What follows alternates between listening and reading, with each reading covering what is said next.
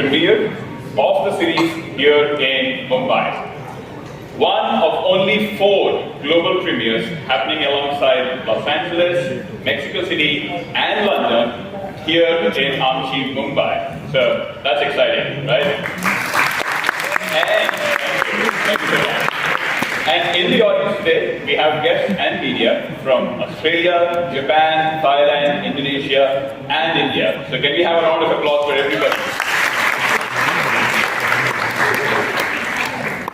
Good evening, ladies and gentlemen. My name is Sushant, and thank you all for coming here. We saw quite a few of you at our recent Made in Prime Video Presence event here in India a couple of months ago, and I thank you all, very much for coming here today. Since our launch in India, about 5.5 years ago, our goal at Prime Video has been to cater to a delightfully diverse India. Our vision is to be the world's most loved video subscription service and the first choice entertainment hub globally. And to this end, our single mantra, to exceed the entertainment needs of our customers, has been to super serve. Our efforts at super serving customers across the length and breadth of the country have resulted in today India being amongst the most, or India having amongst the most engaged Prime members streaming on Prime Video each month. Today, customers from 99% of PIN codes in India stream on Prime Video regularly, and customers from more than 240 countries and territories are immersing themselves in Indian stories. That's right, more than 240 countries and territories. And similarly, Indian viewers, right, are immersing themselves in stories from across the world. So, their willingness to go venture out of what may seem familiar, right, and really go in search of great stories with compelling, nuanced narratives is honestly extremely delightful and truly unmatched. Truly, I completely agree with you, Sushant. In fact, the number of international series and movies I must have watched on Prime Video in just the last month is mind-boggling. And to tell us how The Lord of the Rings of Power fits into our ambition to super serve customers, let's welcome on stage the country head for Prime Video India, Gaurav Gandhi.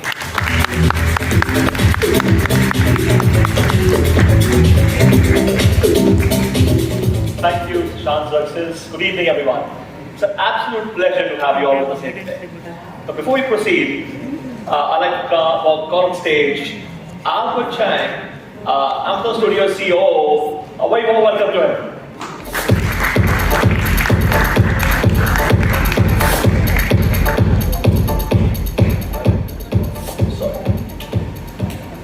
So Sushant told us about all the stuff that we've been working on, all the amazing things, the shows and the movies, but there's nothing that matches what we have here for you now. This is mega, epic, global. The Lord of the Rings of Power. The most ambitious undertaking in the history of television. And something that's as massive in scale, and rich in detail, we need to have the massive reach to it. So we have the biggest release with 240 countries and territories in more than 30 languages globally.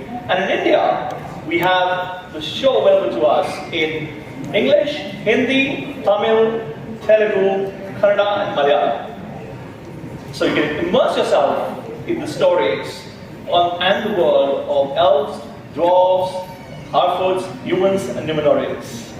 We are thrilled to have Albert here with us today to talk more about this world and the journey.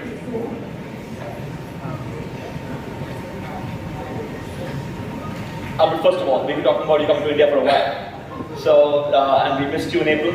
So thank you for coming. How's it been so far? It's been great. I'm really a big fan of India, and been a huge fan of everything from movies to series and also the food, which Gaurav really very nicely invited me to lunch and had some of that. But honestly, it's great for you to be here. And about the premiere, but why don't you tell everyone, when we're thinking about the locations for it, and to host the APAC premiere in India, what was the inspiration to do that here? Well, we're seeing fantastic customer adoption here. India is witnessing the maximum number of new customers worldwide who started streaming on Prime Video last year. It's one of the fastest growing and most engaged locales for Prime Video worldwide within just 5 years of launch. And now Indian originals now have a massive fan following globally too. So 1 in every 5 viewers of an Indian original series is from outside India. So India has the largest slate of local originals outside of the US, over 70 shows in various stages of production and development. So it made perfect sense for us to premiere our biggest international series, The Lord of the Rings, The Rings of Power, in India. And of course, Mumbai is recognized globally as one of the entertainment capitals in the world, alongside Los Angeles and London. So this made it the perfect choice to host our first Asia Pacific premiere. We could be happier about that one, honestly. But tell us, like, you've launched so many big originals over the last year, a few years, and they've all been loved across geographies, India, elsewhere in the world. What makes this one so special? Well, this show is really a universal story. It has the potential to touch the hearts of people across the world. The Rings of Power is an engaging, untold, epic drama grounded in humanity and set across fantastical worlds. So it's really groundbreaking in its richness and its attention to detail. The cinematic scope, the originality within Tolkien's legendarium, and all of this is propelled by stunning performances by our incredible cast. It has captivating visuals, elaborate stunts, set pieces, sword play, harrowing journeys, and sweeping action. And the series asks the ultimate question: how far into the darkness are you willing to go to save the people and places you love? So this is an incredible show. It's packed with human emotions, themes of good versus evil, multi-generational power struggles, leadership, loyalty, brotherhood, courage in the face of extreme adversity, warriors in the constant thrust of battle, romance, betrayal, and raw human emotion. So what's incredible about this franchise, especially in India, is that it has and enjoys a euphoric fandom here in this country and all over the world. And as a result, we are releasing this in multiple languages in India, including English, Hindi, Tamil, Telugu, Malayalam, and Kannada. Awesome. You talk about cinematic value, and you can't help but notice, but in the trailer and the teaser, that the detail, every frame is so powerful and has that cinematic appeal. And I was wondering, like, you work so closely on this, like, how was it working with JD and Patrick and the team to get this to life? Well, it took a lot of work, 5+ years in the making, in getting here to the show. And world building in this series is epic. It's really epic. Every episode is like an hour of cinema, and it really is different than television. It's not even television. It's a totally different form of entertainment. And there's so much detail to every moment and every costume, prop set you see on screen. And it isn't just the actors and the performances. The viewers will see worlds that they haven't seen before on screen from the Tolkien Second Age. And Tolkien's fantasy has always come from a sense of reality and from the language to all these worlds we've created. And most of all, I'm really extremely proud of our incredible ensemble cast, many of whom are here with me today, and that you will meet very shortly. These actors are amazing, and you will see that in their performances, they truly embody Middle-earth. Awesome. Looking forward to that. And in terms of our showrunners, our showrunners, JD Payne and Patrick McKay, have been incredible to work with. They have taken so much care in really exuding the spirit of Tolkien in everything that they're doing. And every time they're trying to figure out how they're going to weave the story, they always go back to what would Tolkien actually do. So we're very proud of them. They are the perfect people to take this adaptation of the Second Age, and we're so proud to have them on the show. Nice. Now, I've spoken a bit about the series, but I'm really keen to know, as the country head of Prime Video India, what excites you about the series? Just what you're saying right now, I truly believe Tolkien is the originator of most of modern fantasy. These stories are timeless, relatable. They immerse people in themselves, and they inspire imagination and so imagination even today. People keep going back to that all the time. So I feel that's what is so amazing about this. And what we're doing with the series is creating an epic new world, something our viewers have never seen before. So I, as a viewer and a customer, I'm excited, and I'm also excited on behalf of all our customers. And I can't wait for everybody to see this on September 2nd. But you know what? What we have right now, and we must see it again, because I can't stop watching that, is our trailer. I can't have enough of that. So what do you think? Should we Watch it one more time. Yes, absolutely, Gaurav. I actually think it'd be a great idea to immerse all of us here in this room in the world of the rings of power once again through the trailer. Okay then, ladies and gentlemen, while we take your leave, please enjoy the trailer of Lord of the Rings, Rings of Power, and don't forget that the magic begins on 2nd September, only on Prime Video. Thank you. Trailer so many times, and it still gets me so hyped. But I have a very important question for you, Sushant. I'm sure a lot of you are wondering. I mean, I've read the books, you've read the books, we've seen the films. But what about those who do not follow the franchise? Can they start with this or do they need to read everything? That's a really good question, Xerxes. And first of all, how did you all like the trailer? So, back to your question, Xerxes, not at all. Right? Okay. You don't need to have read the books or seen the films to understand the series. The Rings of Power actually takes place thousands of years before the events of the books.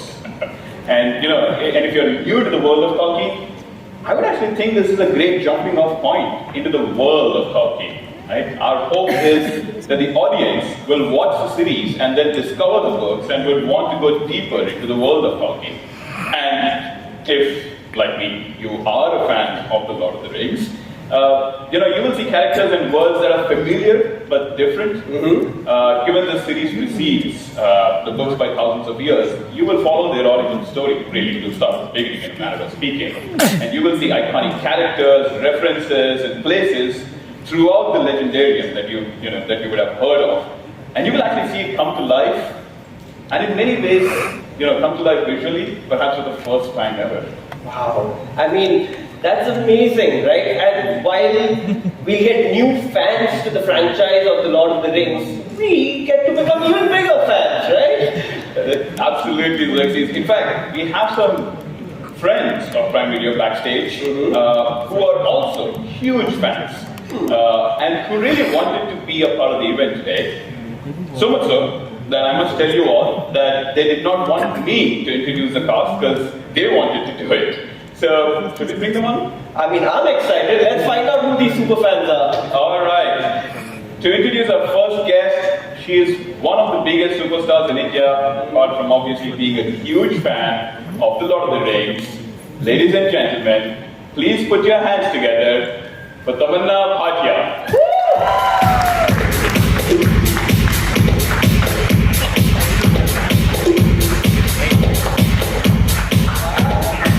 Hello, Tamanna.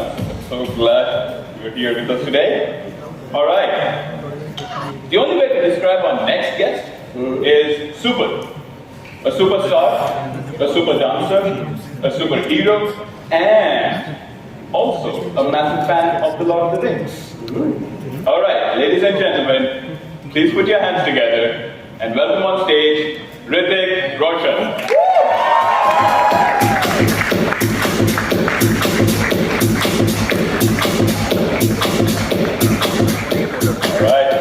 Welcome, Hritik. Thank you. So glad to have you with us. Now, before we move forward, I have to ask you the question to both of you. What about the Lord of the Rings, the Rings of Power, are you most excited about? Someone, if you want to take a crack at it? Good afternoon, everyone. Well, definitely, Lord of the Rings, the cinematic appeal that it has, it's just one of a kind. Yeah. I still go back to it over and over again. And it still seems as fresh. I mean, it's just visual storytelling at its best. So, be it the books or any of the screen adaptations that have been made, I feel like they're so engrossing and they just captivate you, take you into another world. And I feel like that quality is something I find most enchanting.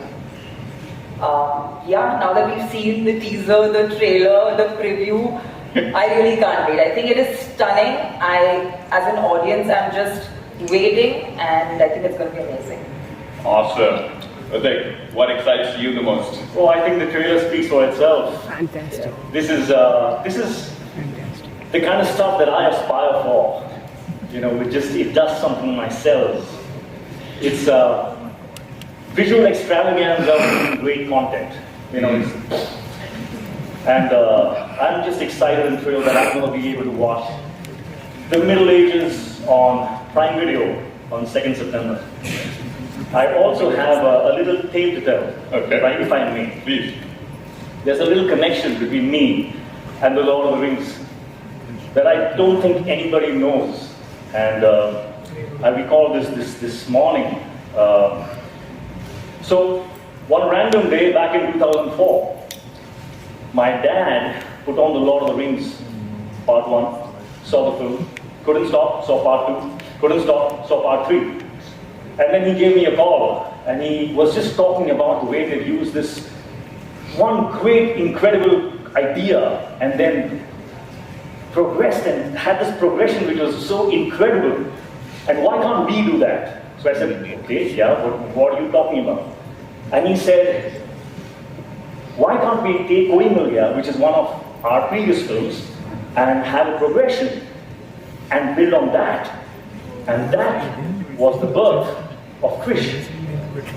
So if there was no Lord of the Rings, there'd be no Krish. So I'm going to take this opportunity to give my little thanks to the Lord of the Rings for making Krish happen. Thank you, Tamanna. Thank you, Hritik. It's been an absolute labor of love for us bringing this series to you. And we hope fans everywhere not only enjoy, but also see the sincerity that we have attempted with in bringing Tolkien's work to life, right? And I thank you once again. I will now leave you to fans of the Lord of the Rings to bring on the stage the amazing team behind the series. All yours now. Thank you. Ladies and gentlemen, big round of applause for Sushant Sriram. Come on, you can do better. Yeah. This is truly an exciting moment for me and us, the fans of the fantasy franchise right now. And I am not going to take any more time, leave you into the capable hands of Hritik and Tamanna. Over to you guys. Thank you, Xerxes. Thank you very much. It's indeed a matter of great honor and privilege to be interacting with a magnificent team behind this epic series. And I think the time has come. So ladies and gentlemen, please put your hands together for our incredible showrunner, Mr. J.D. Payne.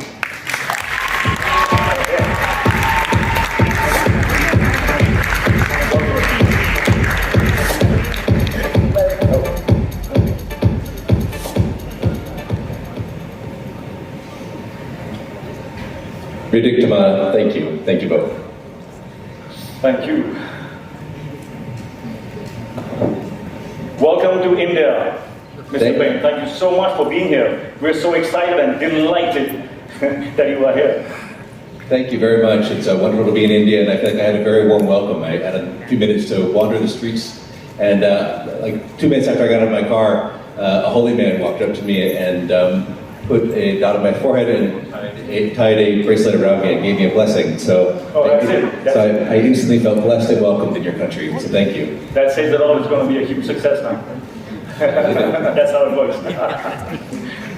Well, this is such an incredible, aspiring piece of work. I just saw the trailer and I'm completely blown. Absolutely incredible. Thank you. Thank you. Tell me, I was just, what was your experience of encountering Tolkien's work? And what does Tolkien mean to you? So I came to Tolkien by way of Peter Jackson films. Saw them first when I was in my early 20s. And they were one of the few films that came out when I was an adult that got into my heart the way that films used to when I was a kid. And from there I did the deep dive and read all the books and got super into it. And now they've woven themselves into the fabric of my life.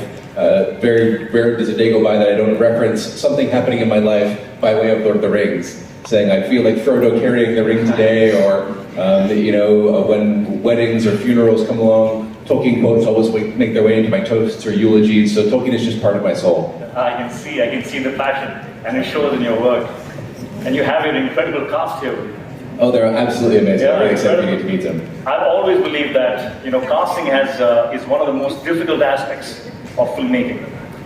How was this process for you? How difficult was it for you?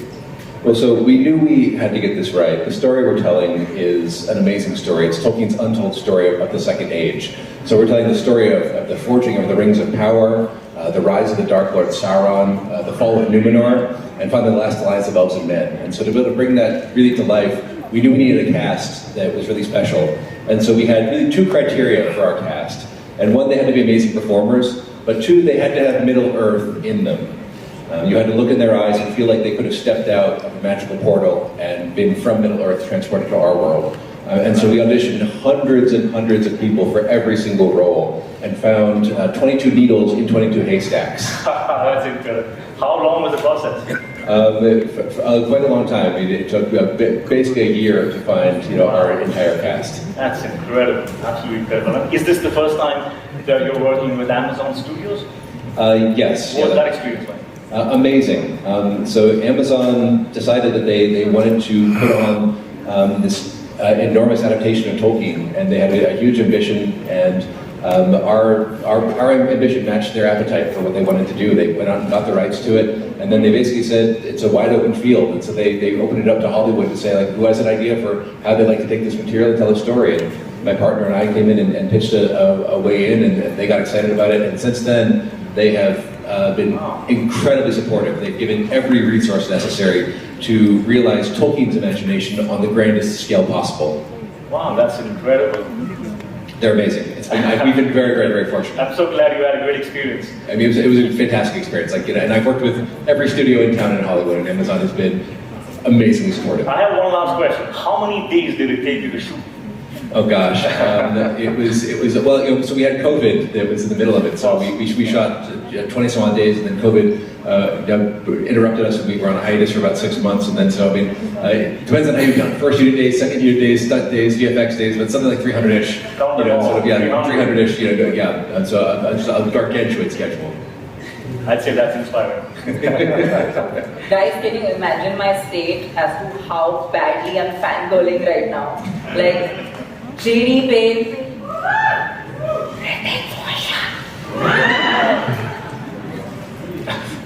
JD Payne, welcome to India. How has it been for you? I really want to know. Oh, it's been fantastic. It's been really fantastic. I've dreamed of coming to India my entire life. I've admired this entire country from afar, and had Indian friends since I was a young boy. My first Indian friend was Avi Bhatia, that I used to play soccer and football with when we were 10 years old, and then I've had Indian friends ever since, and so it's beautiful to finally come to this wonderful, wonderful place. I'm so glad you feel that way. Now I'm going to dare and ask you this question. You are an epic storyteller. Star Trek, guys. There's nobody who hasn't seen it. It's not possible. So, I mean, this is something that's a familiar ground for you in terms of scale and storytelling. But was it daunting for you to attempt material that has fan following, which is so widespread, and for them this material is so sacred? Also, was it any kind of pressure while you were attempting Tolkien's work? Well, I mean, the biggest pressure was the pressure that Patrick and I put on ourselves, simply because there's such a need for what Middle-earth can bring to our world. There's a real darkness in our world right now. There's a lot of people who are in a lot of pain. Political darkness, economic darkness, social darkness, just a lot of challenges. And Middle-earth speaks to people in their soul. It's one of the reasons why Tolkien's work has been, next to like the Bible, the Quran, and certain writings of Mao Zedong, Tolkien has been the most selling work of all time. And I think that's because no matter what country people come from, no matter what background they have, when people find Tolkien, it goes past all of those other things and finds them in their heart and in their soul. And so we felt like we needed to capture that special feeling of Tolkien. Because really the Second Age, the story I mentioned a moment ago, Tolkien sketched it out, but he didn't do it in a ton of detail in a lot of parts. So there were a lot of things where we had to very carefully excavate what he had shown us, but then also to continue to connect the dots and fill some of the gaps in where necessary. So we tried to do that in as Tolkienian a way as possible, to be able to bring that light and that feeling of Middle-earth. And I could say that one of my best moments so far was we showed some Tolkien superfans about 20 minutes of the show, and we were sort of flies on the wall sitting in the back of the auditorium, and I heard someone asked, well, what did you guys think of it? And one of them said, it just feels like Middle-earth. And I spontaneously broke into tears. And I was like, that's all I wanted to accomplish. That is amazing. Well, हम पहली बार कर रहे हैं यार, एक ताली तो मार लो हमारे लिए.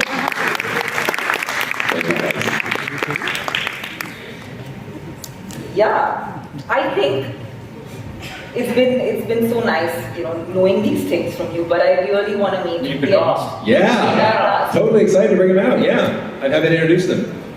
Shall we? Guys, you want to start walking on out, and I'll give introductions as you do. I think first I see stand up. do I see Nazanin Bonyadi. I think this is our first one back there. So we have Nazanin Bonyadi who plays Bronwyn. We have Maxim Aldry who plays Isildur.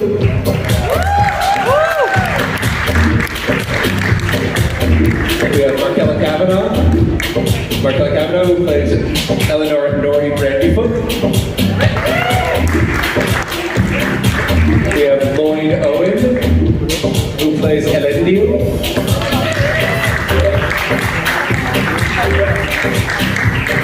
We have Sara Zagrabani who plays Marigold Brandyfoot.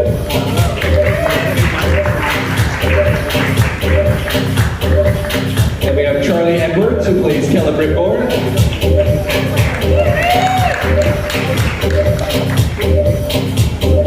And Megan Richards who plays Poppy. Poppy Proudfellow, I should say. And we have Tyrone Muhammadin who plays Theo. And we have Emma Horvath who plays Arian.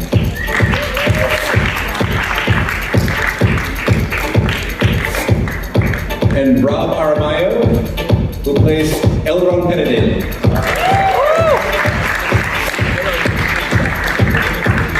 I think that's it.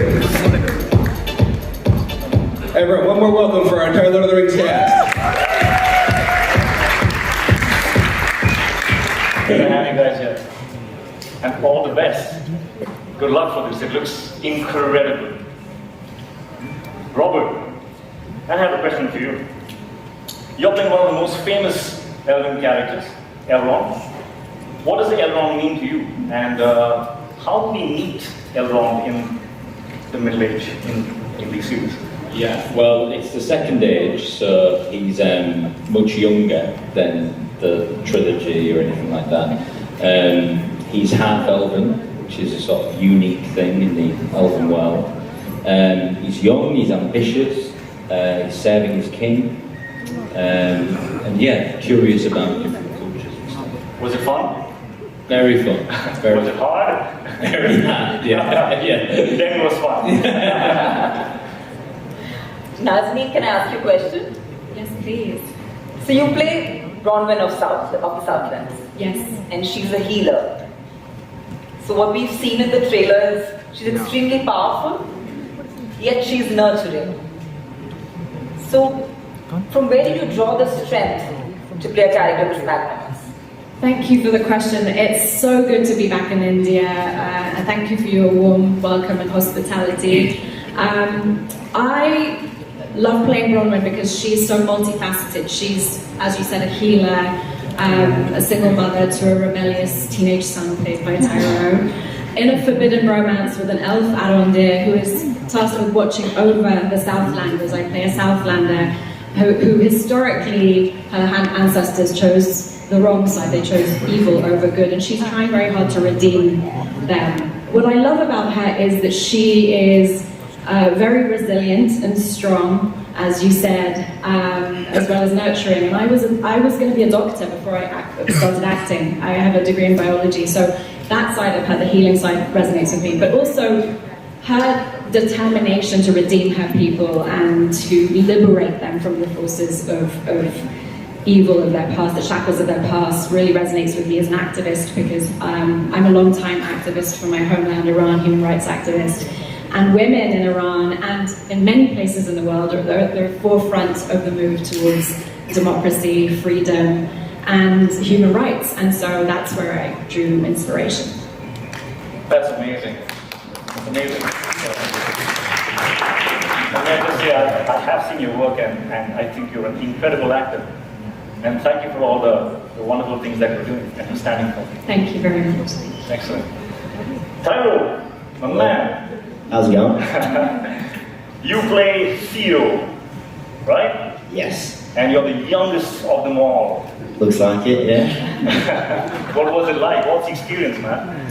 Well, I mean, I think this is kind of big for everyone because it's not every day you get to work on The Lord of the Rings, which is huge.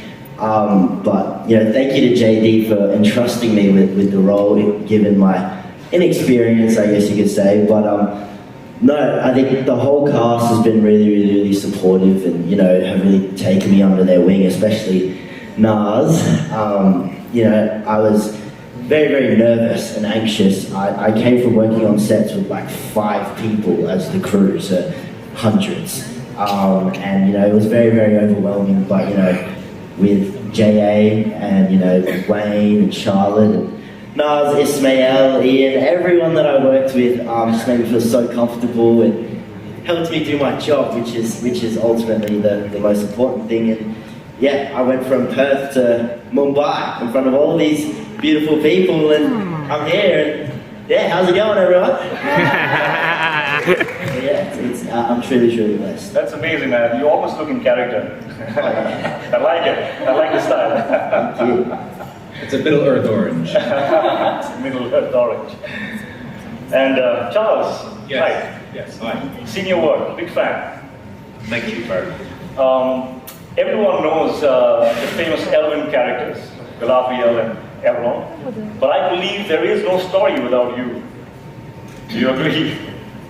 I'd have to agree with that, yes. Good answer. Although, no, there are many other stories and themes in Tolkien and in our show, but ultimately the story of the Rings of Power is the one that brings them all to a head. But that's what's so interesting about Tolkien. For such a major storyline, he gives Celebrimbor very little page space. He's mentioned briefly, and those contradict each other, those mentions. So what our hunt, the showrunners, myself, the heads of department, the directors and the writers, is to find the hooks that Tolkien has given us, hang a few things on there, see how that goes, and then rummage around in the wardrobe a little more, see what else one can find in there, a few more hooks, a few more bits and pieces, hang it all up and see how it looks. And it's also the first time that Celebrimbor has been featured in a live action adaptation of Tolkien's stories, so I'm very much looking forward to seeing what you all think about him. Amazing.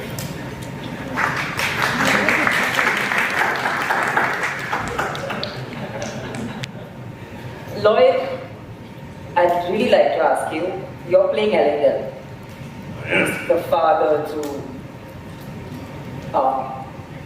Isildur, yeah. Isildur is a very important character, but I just didn't want to do debauchery of the language, so I was like, okay, let me not get Isildur wrong, because everyone out there will want to come after me then. So definitely, you're playing the father to Isildur and Eärien, played by Maxim and Emma. So, can you tell us what do we expect out of the series, and what is this world, and what's been the experience for you being a part of this? Thank you for the question. First of all, it's really good to be back in India too. Like Naz, I've had a beautiful experience working here in the past, so very happy to be back. Yes, Elendil, who is, as we see him at the beginning of the series, he's a sea captain, very capable man, but he's been widowed and he's trying to deal with his grieving adult children, two of whom are present here in Maxim and Emma, as you say. And he's a very well-known character in the legend. There are many fans of the movies will have seen him in brief, but if you read the books, he's referred back to a lot. He's a sort of hero archetype. And he's very dear to a lot of the fans' hearts for that reason, because of his ultimate self-sacrifice at the end during the alliance of elves and men, where he dies in the act of trying to defeat Sauron. So, but again, rather like Charles was saying about Celebrimbor, there are only these sort of limited signposts along the way that Tolkien gives us. So there's this great sort of responsibility and privilege and excitement to be able to fill out those gaps. And where we see him at the very beginning is this one. Tolkien's Atlantis is Numenor, the island of Numenor, where Elendil comes from. And at this point in the story, Numenor is at its absolute peak, but it's right on the precipice between a sort of more nationalist side of the island, which feels they need an independence from the elves, and a more faithful side. And Elendil is very much torn between those two parts of society, between his head and his heart. His head is rational, pragmatic, trying to keep his family safe, and his heart is drawn towards the faithful. And something of the schism in that society is also reflected deep in the family, within his children. So there's a lot for him to deal with at the beginning, and I'm very excited to chart this man through that journey. So yeah, I'm very, very privileged and very excited to be here. As an actor being on the set, the adaptation of Numenor, nobody's ever seen this world. So how is it to be on a set which so many people have imagined but never really seen? You were actually there, so what was the experience like? It was genuinely extraordinary in the sense that in the modern world we expect everything to be CGI now, but we built Numenor, we built the capital city of Numenor, and it took 6 months to build. And I remember the first day walking onto that set was quite an extraordinary experience. I was with JD and he showed me around, and just the attention to detail, the amount of skill and brilliance in every department on this job, and ultimately the dedication and love that you feel.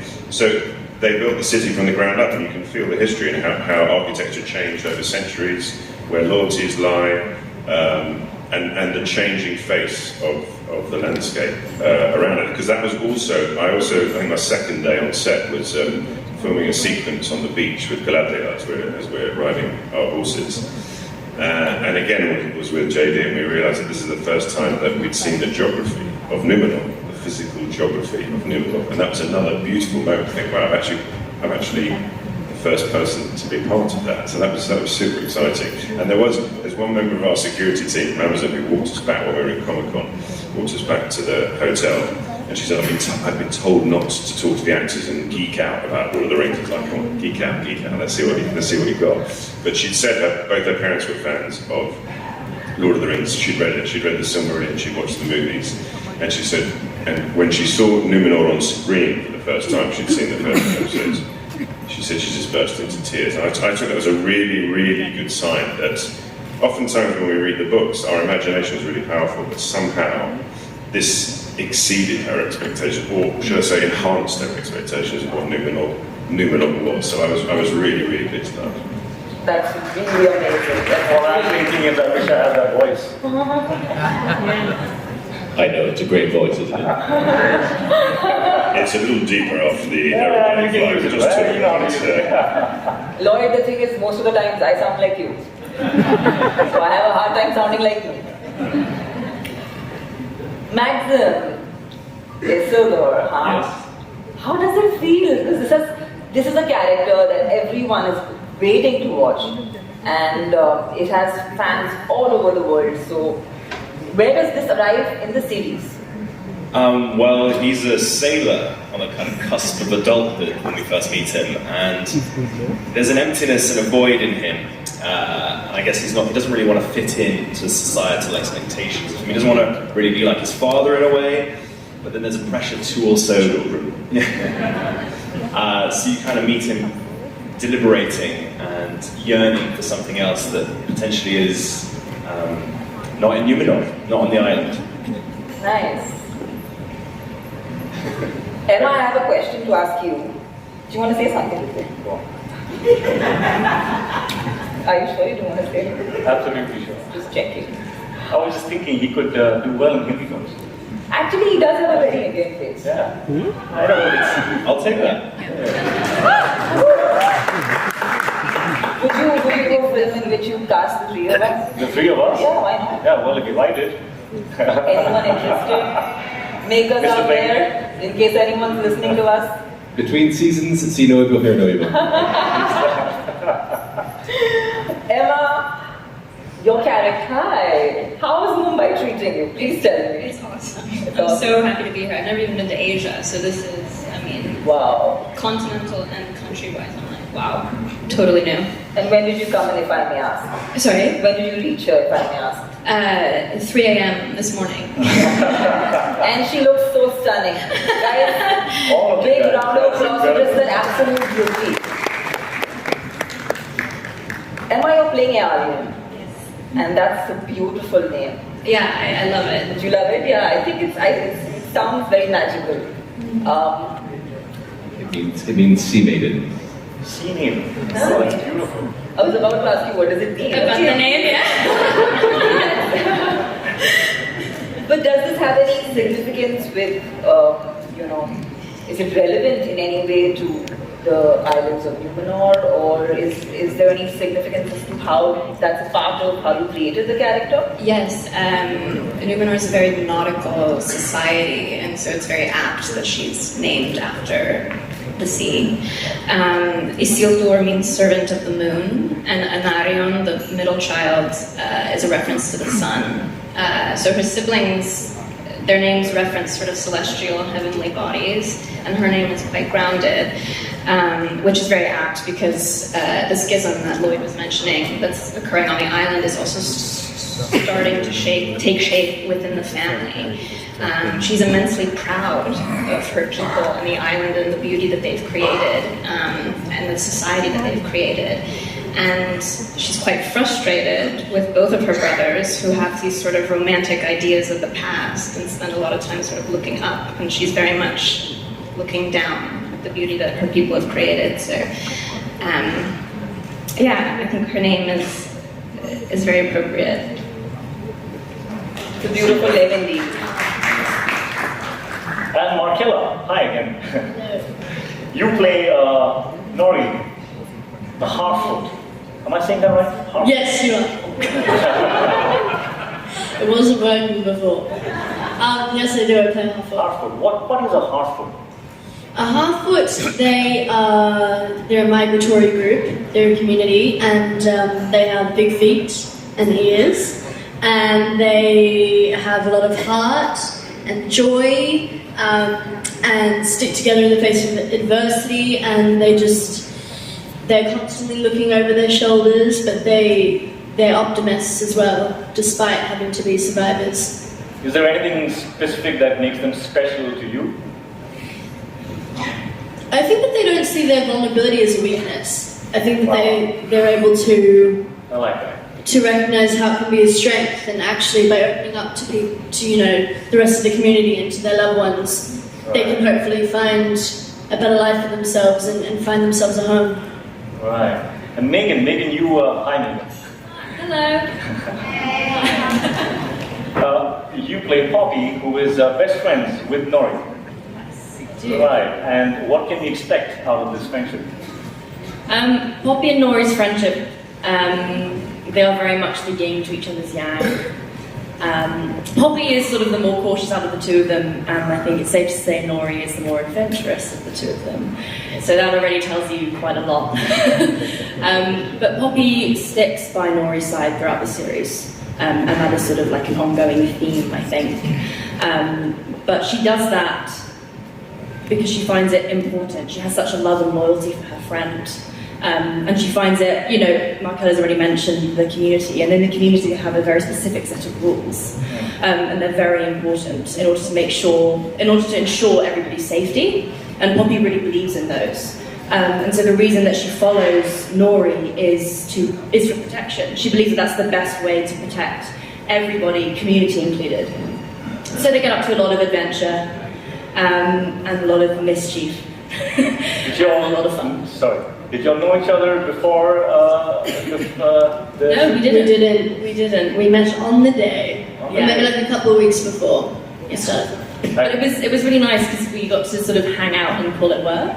Nice. Yeah, it was really nice. That's nice. They're like sisters, these two. It's amazing. And Sarah, you have been a fan of the books and the films, and now you get to play the matriarch of the Randyfoot Harfoot family. I do, yes. Wow, what was that like for you? Well, it's amazing. I just suddenly realised there's 3 parents here with naughty children. Actually, that's a bit of the theme of today. I haven't actually done interviews with the other parents here, so it's quite funny.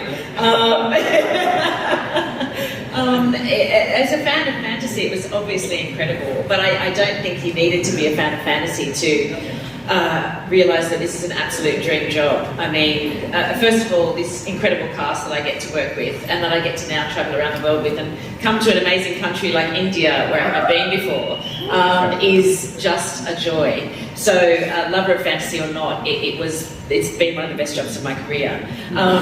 Playing Marigold is also an absolute honour. Thank you to JD and Patrick.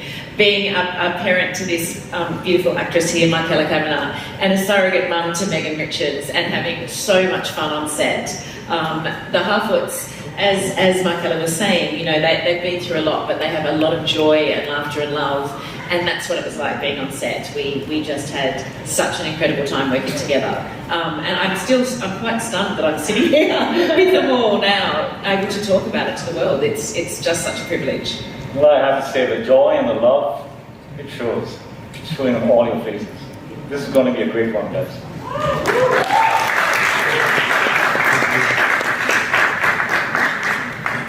JD, to round this off, do you have anything that you want to tell our lovely audiences, and also to my elfish ears, make a cut?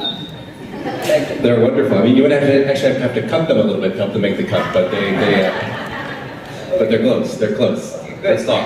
Have your people call my people. That's all the plan. Well, I just wanted to reiterate what a special group of people you have in front of you right now. It's been my great joy to work with the beach over the course of several years now, and I look at the beach and have a dozen stories that pop into my mind for every single one of the people here, and you're just getting a small taste of it now, but each of them in some moment of the season will take your breath away. They truly have that special something that is part of Middle Earth that is inside of them that they've managed to capture with these characters, and the world's going to discover it very soon. And also, a few last things I'd love to say is that I take it here, many people are fans of Tolkien, but if you haven't ever experienced Tolkien before, if you've never even worn a ring before, and have no idea whether you wandered off the street or if this is reaching someone who hasn't experienced Middle Earth, you don't need to know anything about Tolkien to enjoy this show. You can walk in off the street having never seen any of the movies, having never read any of the books, and the show will sweep you away and tell you all you need to know about Middle Earth, and then hopefully point you back to the books because they're really worth doing the deep dive on. They're the books that really stay with you and get inside of you in a very unique and special way. This is a time in the world when we need a little bit of Tolkien and we all need a little bit of Middle Earth. So we hope that you're able to enjoy the show and feel that special thing that each of these people has been such a foundational part of bringing to life these years. So thank you very much for having us here. We really appreciate it.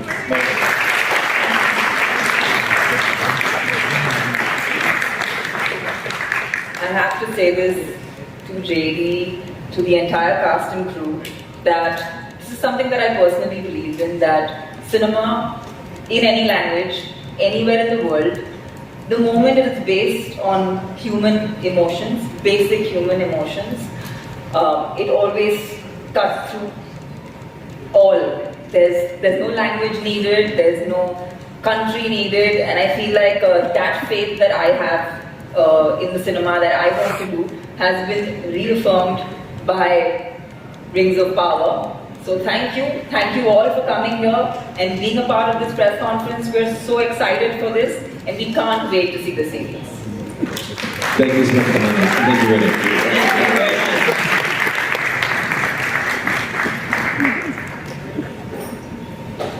Wasn't that a wonderful... I didn't mean to pull a ring of power on you. But yeah, wasn't that a wonderful moment for all us fans of The Lord of the Rings? Let's give them a huge round of applause. The wonderful cast and crew of Lord of the Rings at the Rings of Power. It's a perfect opportunity for a photo op at this point, yeah? Yeah, let's have Gaurav, Albert and Sushant back on stage for a wonderful photo op with the cast, Hritik and Tamanna.